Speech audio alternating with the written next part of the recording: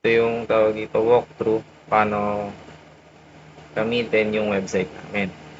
Dito, guys, makita nyo sa index.html namin, meron kami dito, tawag dito, yung featured featured goods namin, which is yung assorted brownies. Tapos meron din kaming button dito na explore menu, which is dadalhin ka sa menu na page, and how to order, ipapakita sa iyo kung paano ka mag-order dito sa website namin. Una, magbabrowse ka sa menu. Sunod is mag-add ka sa basket, and you will get the receipt na pwede mong i-save or pwede mag-send sa Gmail mo kapag nilagay mo ang Gmail mo doon. And the step 4, which is yung contact to Facebook, isisend nyo lang po yung receipt nyo sa Facebook page ng Campus Crumbs, and para dun po ma-confirm yung order nyo. And the track your order po, which is tawag dito, makikita nyo po kung ano na pong status ng order nyo, kung preparing na po ba siya for delivery na or successful na po yung delivery. Dito po sa footer natin, makikita nyo rin po yung links natin, which is yung home, about, menu, track order, contact, and basket. Now, proceed na po tayo sa natin, sa ibang pages ng website natin. Punta naman po tayo ng about. Dito naman po sa about page natin, makikita po natin yung owner ng Campus Crumbs and yung story po nila, kung paano po nabuo tong Campus Crumbs, and ano po yung parang motivation nila, bakit nila to ginawa. And punta naman po tayo dito sa what we offer. Ano nga po bang ino-offer ng Campus Crumbs? Especially po, ang ino-offer nila is brownies, cakes, and crochet flowers. More on ano po, parang more on bakery and craftsmanship, ganun po. Meron din po ditong demo reel ng ano po nila, ng video nila, demo reel, ay ano po, video po tungkol sa business nila, which is play po natin. Wala pa sounds.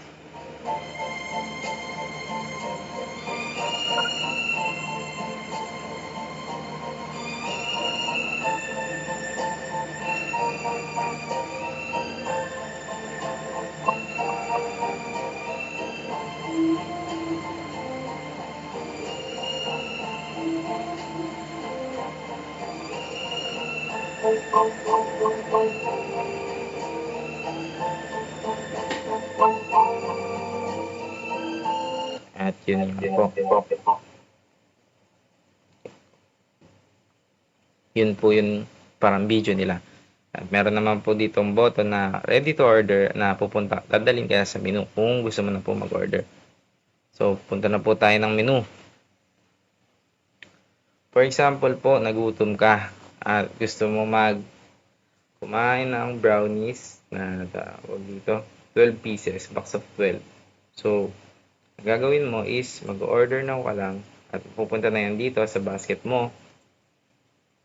At ayan po, kung makikita nyo yung item mo, kung magkano siya, and kung ilang quantity yung in-order mo. So, ang in-order ko ay isang assorted box of 12 na nagkakahalaga ng 355 pesos.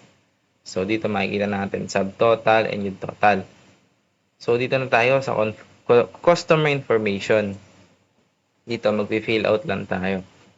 So, ayan. Yung email address nyo po. Tapos, place order lang. So, ayan na, lalabas na yung receipt mo. Ang receipt na yan ay pwede mong i-download and pwede mo ring i-print kung gusto mo. So, for example, gusto mong i-track yung order mo.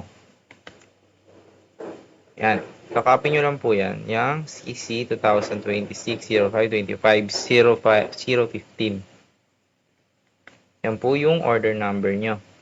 So, punta po kayo ng track. Dito po makikita natin kung ano na pong status niya. So, ang status niya po ay order received pa lang. Kaka-receive pa lang po ng order nyo and yung payment confirmation. So, paano po natin babaguhin yan ngayon? Kung tayo po yung admin ng page na to, paano po natin yan babaguhin ngayon? Status. So, punta po tayo ngayon sa admin panel ng page natin. Type natin dito yung username and yung password.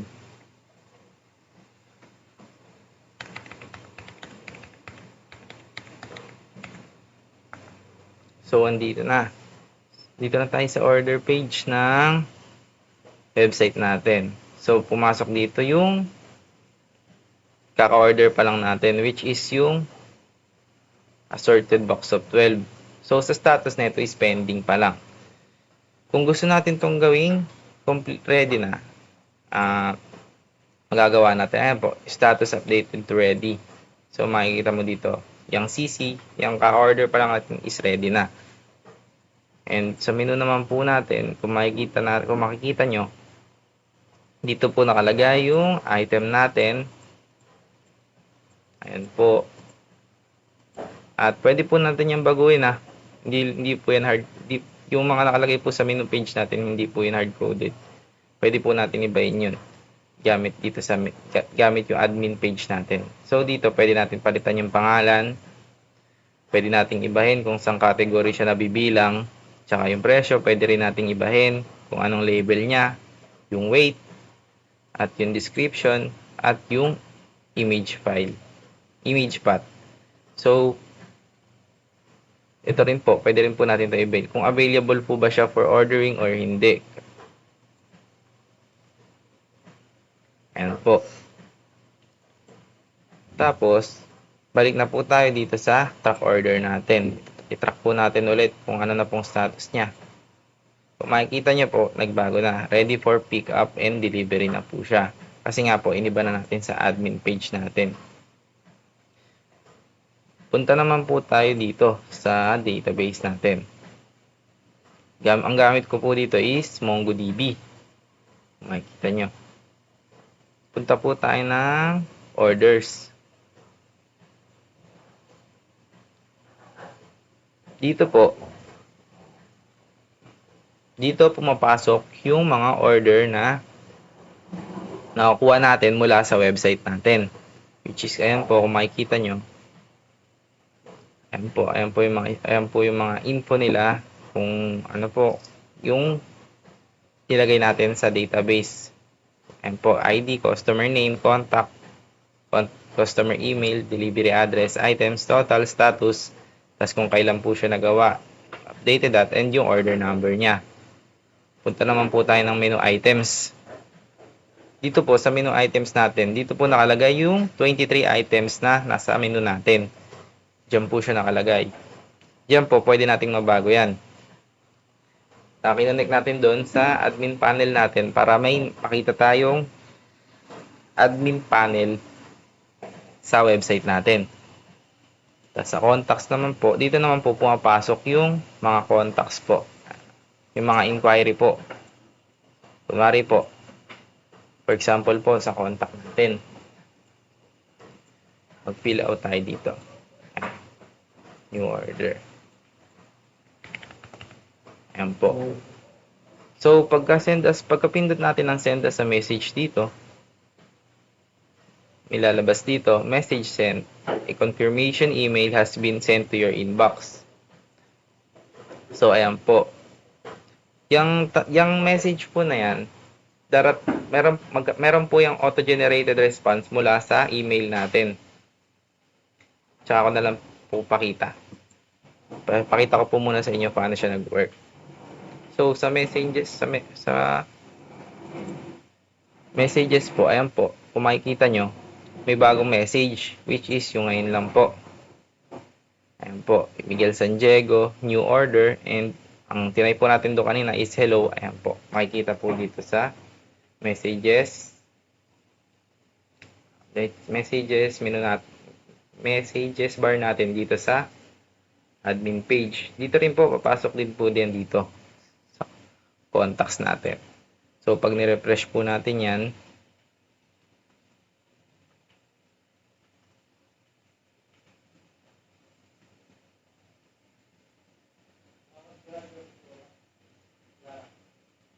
ayan po, punta po tayo ng Campus Crumbs, which is yung ginawa natin. At sa contacts, makikita po natin dyan ay yung bago, which is itong Miguel San Diego. At yung new order at yung message niya na hello. Yun lang po para sa website namin. Sana po naintindihan nyo paano po gumagana yung mga buttons dito. Dito po, hindi tawag dito. Pagka add nyo po sa cart, ayan po. Sorry po, nag-add po kayo ng ito. Papasok po yan dito sa cart kasama yung number ng inad nyo. Pwede nyo rin po yan i-remove kung gusto nyo. Clear basket nyo lang po. Ayan, babalik na po siya sa 0. Yun lang po. Tapos proceed na po tayo sa website natin. Ay sa portfolio natin. Dito po, in-upload ko lang po kung ano po yung dati kong ginawa sa portfolio ko. Which is yung ano nga po bang ginagawa ko dito sa homepage po. Sa homepage ko po, kung makikita nyo po, meron po diyang Hire Me at saka yung Watch Reel. Pag pinindot nyo po yung Hire Me, pupunta po yan dito sa contact. At i-assess niya po kayo kung saan niyo po ako pwede matagpuan ng mga social media links. Tapos dito naman po sa email, kapag po nag-email kayo dyan, may auto-generated response din po na makukuha mula sa email ko. Pag tinype nyo po dyan yung email nyo. So, balik na po tayo dito sa Watch Reel. Ay sa homepage natin. Ayan po, kung makita nyo po sa what I do is, dito po yung web development, video editing, and UI UX design. So, sa skills and expertise naman po, ang nilagay ko po dyan sa development is HTML, CSS, JS, responsive design, and web animation. Sa video editing naman po, yung mga ginagamit kong apps, which is yung Adobe Premiere Pro, CapCut, DaVinci, and After Effects. Sa tools naman po natin, yung mga ginagamit ko parang code or mga prototype po is Photoshop, Figma, Git and GitHub, and VS Code. Sa educational background naman po, ayan po, yung dati pa rin po sa PLB, which is yung school ko ngayon, kung saan ako nag-aaral. Tapos kung saan po ako nag-senior high school and junior high. Tapos punta na po tayo ng About Me. Sa About Me ko po, kung mapapansin nyo, is ayan lang po, naglagay lang po ako ng short description about sa akin. Tapos meron po tayo ditong photo gallery na pinapakita yung mga picture ko. At sa demo reel po, yun pa rin po, yung demo reel ko rin po dati. Yan pa rin po.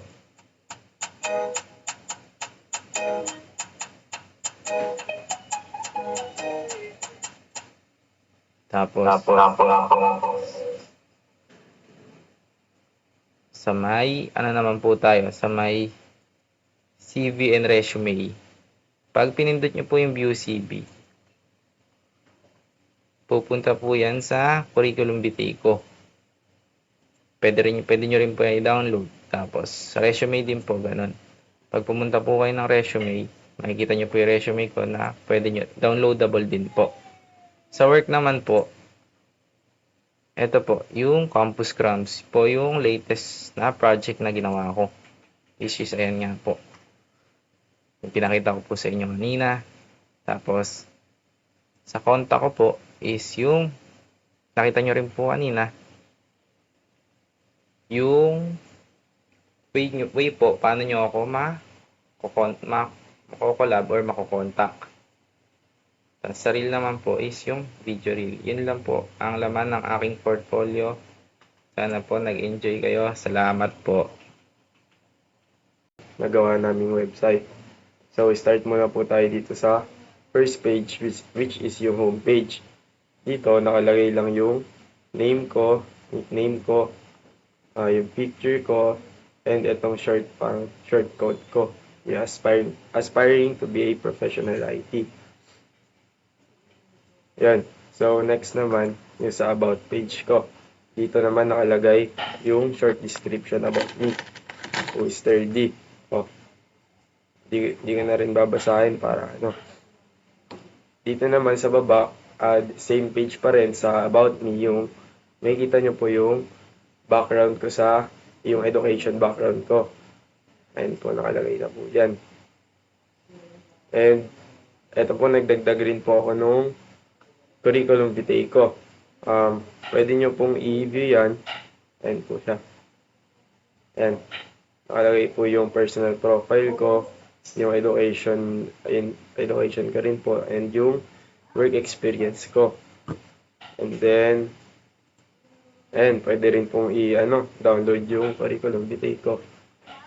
And dito po, sa baba po, andito pa rin po, dati po nandito na po ito yung mga hobbies ko, which is yung basketball, and pagmumotor, and billiards.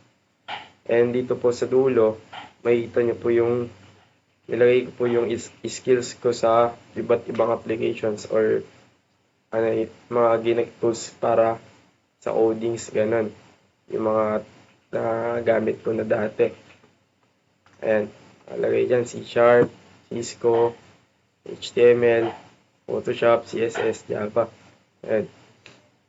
So, next, yung works ko, yung mga recent works ko, yung mga tapos ko na ito.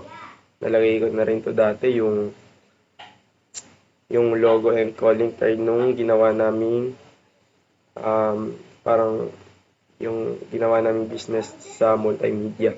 Ito, yung Borsello. Gumawa ko ng logo and ng calling card gamit yung Adobe Photoshop. Yan, next. Next, ito, yung Campus Cramps, yung nga namin. Yung recent website na ginawa namin para sa subject na websis. Yan. And then yung origami, yan. Usual, yung nakalagay na to dati, yung pinagawa sa amin. Parang naging namin activity para mas ma-familiarize kami sa codings, ganun sa paggawa ng website. Ayan. Kasi ito, yung demo reel ko. Ganun pa rin. Ito.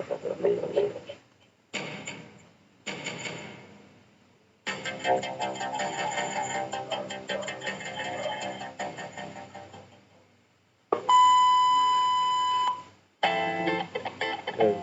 Pa rin naman.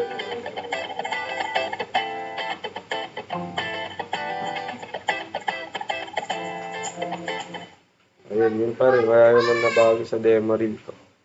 Then, yun, sa contacts, lalabas dyan yung mga social media accounts ko, yung contact number ko, and yung email ko. Para if gusto akong makakolab or ma-reach out ng mga clients, and malinaw makikita agad nila. Dito naman, pwede nila akong, pwede para ma-reach out nila ako if may gusto silang sabihin sa akin. Ayan, i-ano lang nila yung name nila, address, contact number. Tapos dito na sila pwede mag-type ng gusto nilang sabihin sa akin. Meron man. Submit.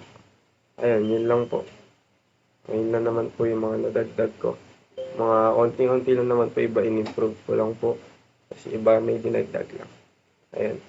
Thank you.